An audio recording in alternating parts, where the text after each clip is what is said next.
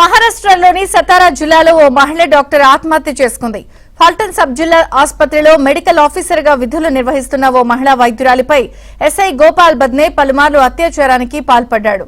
అంతేకాకుండా పలుమార్లు లైంగికంగా వేధించడంతో వైద్యురాలు మానసికంగా కుంగిపోయింది. దీంతో తన చావుకు ఎస్ఐ గోపాల్ బద్నే కారణమంటూ చేతిపై రాసుకుని ఆత్మహత్య చేసుకుంది.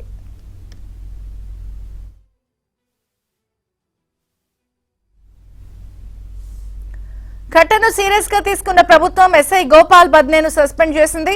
ఇదిలా ఉంటే ఆత్మహత్య చేసుకోవడానికి ముందు మహిళా వైద్యురాలు పల్టన్ పోలీసులకు లేఖ రాసింది. ఎస్ఐ గోపాల్ బద్నేతో పాటు పాటిల్ లత్పుత్రే ఆఫీసర్లు తనను వేధించినట్లు లేఖలో పేర్కొంది. వీరిపై కఠిన చర్యలు తీసుకోవాలని బాధితురాలు కోరింది.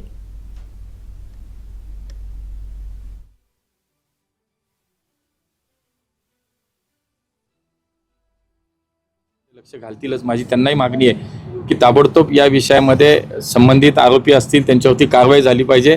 त्यांना कुठल्याही प्रकारचं कुणालाही सोडलं नाही पाहिजे या प्रकारची भूमिका आहे. निश्चितपणे हे झालेलं दुर्दैवी आहे. या महाराष्ट्रात हे असं घडणं निश्चितपणे योग्य नाही. अनेक ठिकाणी असे प्रकार मागे डॉक्टरांवरच्या संदर्भात तुम्ही जे म्हणालात ते होत आहेत. तर डॉक्टरांना सुद्धा सुरक्षा मिळाली पाहिजे, डॉक्टरांना संरक्षण मिळालं पाहिजे. त्या संदर्भातल्या कायद्याच्या विषयात सुद्धा मी माहिती घेतो की नेमकं काय झालं, कारण याच्यावरती एक गांभीर्याने विचार सुरू आहे.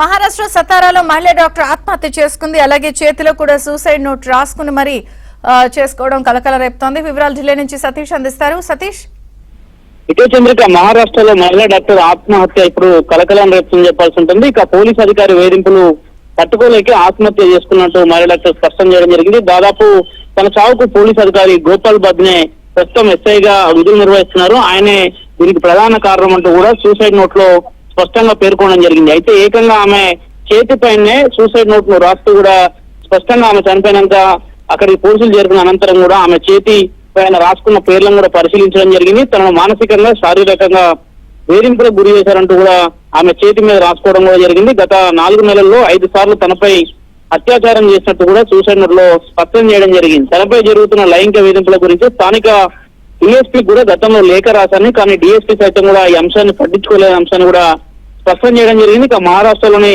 సతారా జిల్లాలోని ఫాల్టన్ లో ఒక హోటల్ గదిలో మహిళా డాక్టర్ ఆత్మహత్య చేసుకుని ఉంది. ఆమె ఫ్యాన్ కి ఉరేసుకోవడం ఇప్పుడు కలకలం రేస్తుందని చెప్పాల్సి ఉంటుంది. వెంటనే ఇప్పటికే ఆ ఘటనపై మహారాష్ట్ర సీఎం దేవేంద్ర ఫడ్నవీస్ స్పష్టమైన ఆదేశాలు జారీ చేయడంతో పాటు ఎస్ఐ గోపాల్ బద్నేను సస్పెండ్ చేస్తున్నాయి. మరో అధికారి పైన కూడా చర్యలకు ఆదేశించడం జరిగింది.